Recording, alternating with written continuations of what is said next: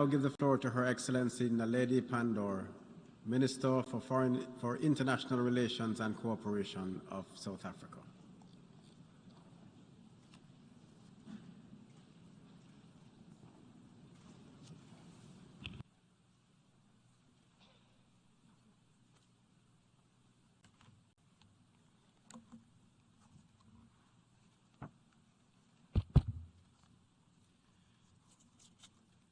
Mr. President of the General Assembly, Your Excellency, Mr. Kudosi, Secretary General Antonio Guterres, Excellencies, ladies and gentlemen, Mr. President, allow me to join all speakers before me in congratulating you on your election as President of the General Assembly and to wish you well in your role. I also thank the previous President of the General Assembly for his excellent leadership, and of course thank Secretary General Guterres as well as the Deputy Secretary General for their ongoing leadership of our multilateral organization. Mr. President, we meet at a time when the UN family is facing its greatest tests. Member states have to work with the United Nations to develop effective responses to the current challenges. As the theme of the General Assembly indicates, these challenges are diverse, immense, yet interconnected, and no country can respond alone. Some have referred to this moment as a key turning point in history. The COVID-19 pandemic and the Russia-Ukraine war strongly influence these attitudes today. However, for South Africa, the real inflection point will be a world attending fully to the needs of the marginalized and the forgotten. Our greatest global challenges are poverty, inequality, joblessness, and a feeling of being entirely ignored and excluded.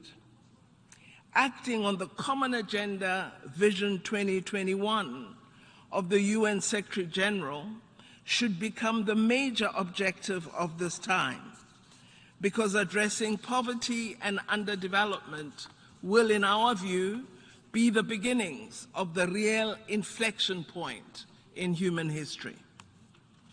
The Charter of the United Nations, the Universal Declaration for Human Rights, and its human rights protocols all commit us to protecting all people without distinction of any kind. We must acknowledge that we face these crises today because we have not always upheld these foundational principles consistently and fairly. We believe international law matters when this one is affected, but doesn't matter when this other one is affected. That does not help to uphold international law. We have learned a great deal from the COVID-19 pandemic. It has provided us with a roadmap on what we should do as the global community and what we should not do to address global challenges. We need to use the lessons from the pandemic effectively.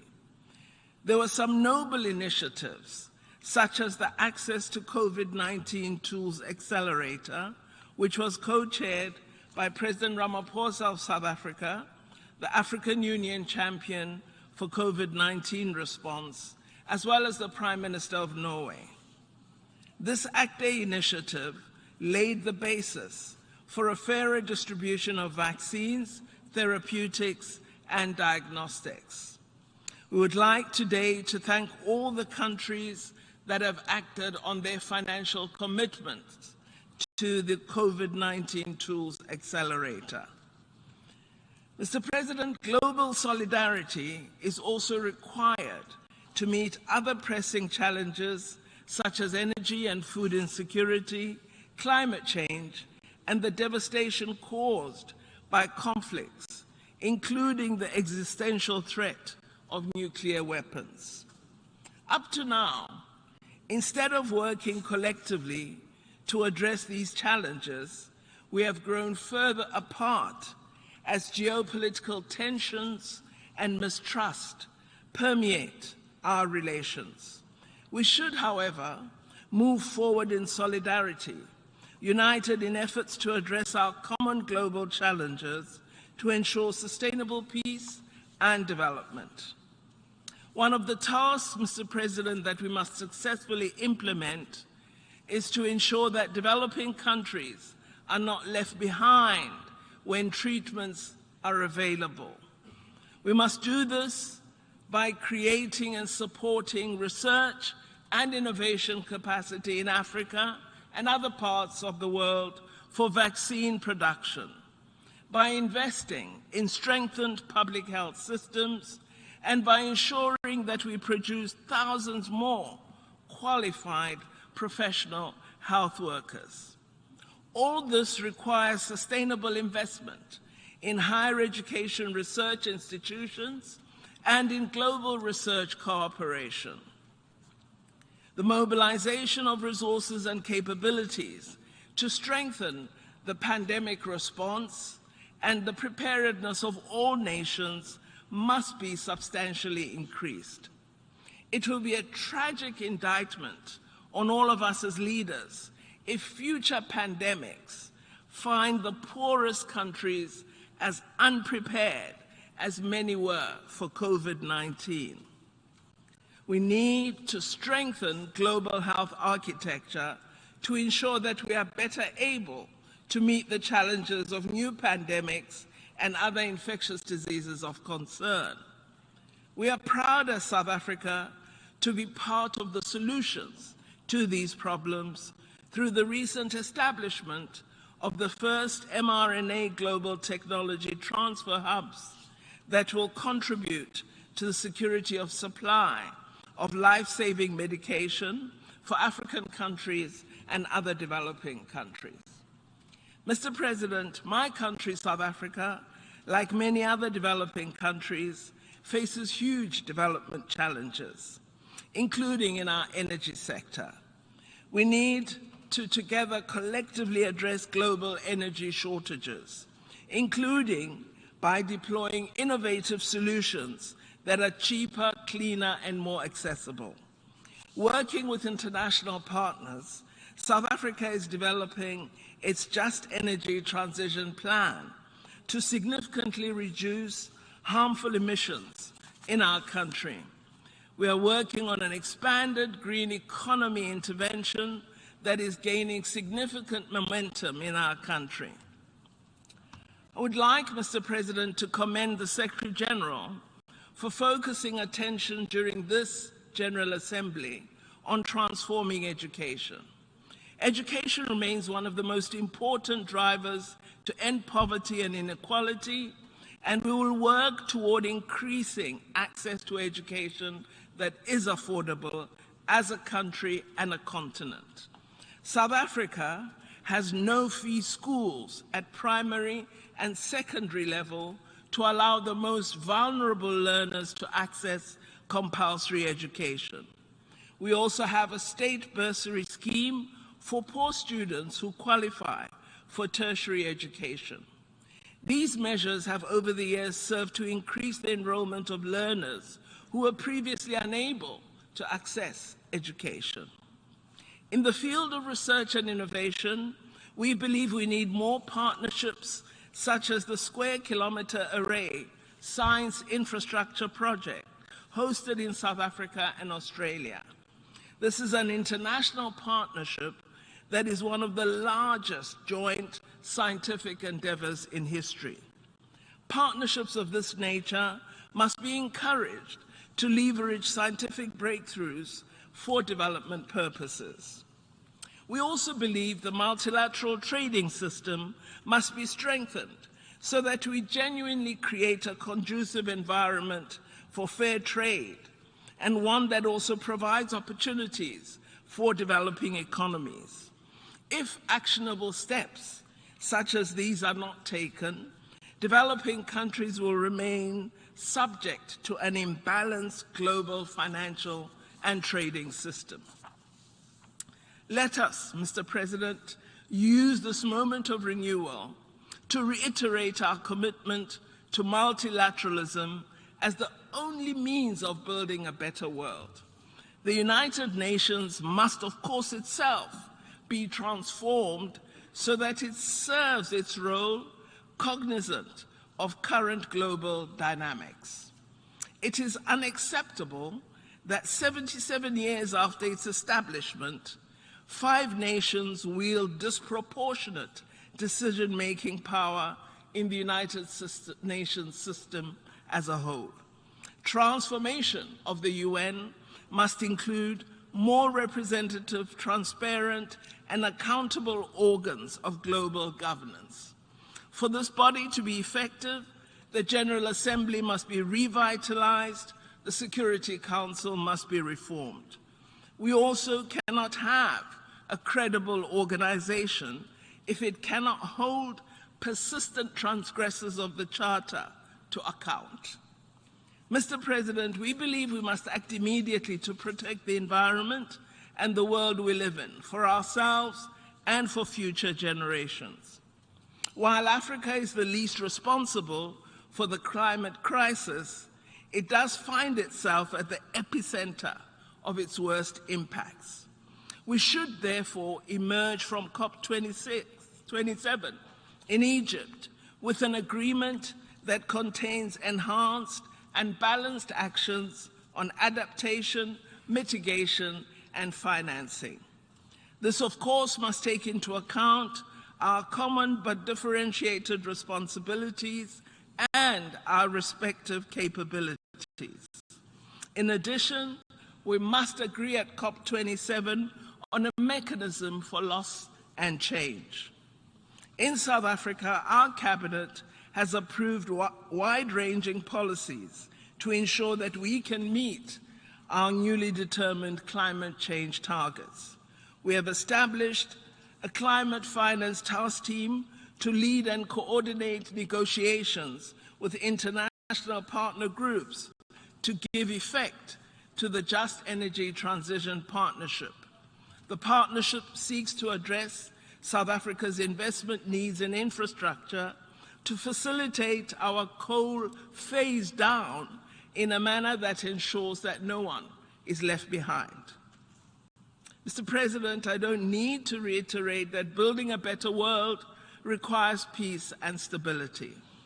South Africa continues to believe that conflict resolution must not come through fueling conflicts, but through investing in efforts aimed at political dialogue. We should aspire to peace as a global public good. There have been no winners of the wars of the past 7 decades. Instead, they engendered strife, distrust among nations, divisions, as we see this week, a perpetual misallocation of resources to weapons, increased poverty, and underdevelopment. All these are features and effects of war. While we work to address contemporary conflicts, we should not ignore long-standing conflicts, such as that of the people of Palestine, which has been on the United Nations agenda throughout the 7 decades of existence of this organization. We cannot ignore the words of the former Israeli negotiator at the Oslo talks, Daniel Levy, who addressed the UN Security Council recently and referred to the increasingly weighty body of scholarly, legal, and public opinion that has designated Israel to be perpetrating apartheid in the territories under its control. Israel must be held accountable for its destructive actions that have significantly impaired the possibility of a 2-state solution. Similarly, we cannot ignore the decades-long struggle for self-determination of the people of Western Sahara. We must, Mr. President, treat all conflicts across the globe with equal indignation, no matter what the color or creed of the people affected is. South Africa calls for an end to the embargo against Cuba, which continues to impede the right to development of her people. In the same vein, we call for an end to unilateral coercive measures against Zimbabwe, which have compounded the problems experienced by the people of Zimbabwe and have a detrimental effect on the broader Southern African region. Mr. President, our quest to build a better world will remain unfulfilled as long as people are still discriminated against on the basis of race, gender, sex, ethnic, social origin, color, sexual orientation, age, disability, religion, conscience, belief, culture, or language. We have a responsibility to make sure that every girl child receives an education and that every woman has an opportunity to work, to study, to begin a business, and to have choice and control over her life and body. We must also ensure that more women speak at the United Nations General Assembly. We need to end the violence perpetrated against the most vulnerable, most often women and children. We have witnessed that women in conflict situations are particularly vulnerable, including women journalists. The murder of Shireen Abu Akleh and other journalists is a stark reminder of the danger that women in conflict situations face. We must do all we can to protect them and exert all effort to hold those accountable for harming them. We must also strengthen the capacity and draw on the voices of the youth on the African continent. In this regard, we need to harness the demographic dividend by maximizing our investment in quality education as a means to address intergenerational poverty, together with inclusive economies. Mr. President, Africa is home to more than 1.3 billion people. It is fast emerging from centuries of colonialism, occupation, and exploitation, from willful neglect and underdevelopment. We now have an African Continental Free Trade Area agreement, and the countries of Africa are laying a firm foundation for a new era of trade, commerce, and productivity. Our countries are establishing the conditions for the seamless flow of goods and services between African markets, for the growth of industry, and for the construction of roads, bridges, railway lines, ports, and power stations that will support growth. As we continue our efforts to end war, conflict, and insurgency in several parts of our continent and to prevent the unconstitutional seizure of power, we will continue to see greater alignment between our agenda and that of the United Nations and our body, the African Union. To overcome all these acutely global challenges, we must agree to a common path out of an increasingly polarized world, a rules-based international system predicated on international law and strict adherence to the provisions of the UN Charter is essential. Such a system should safeguard the interests of all and not only the powerful countries. We acknowledge the efforts of Secretary General Guterres in his vision, our common agenda, which we support very, very strongly. We believe he has provided us with options to put aside our differences, to build trust, and to forge a world where future generations will prosper and thrive. That should be the mandate we adopt, and not the mandate of division and conflict. I wish you well, Mr. President, and I thank you for this opportunity.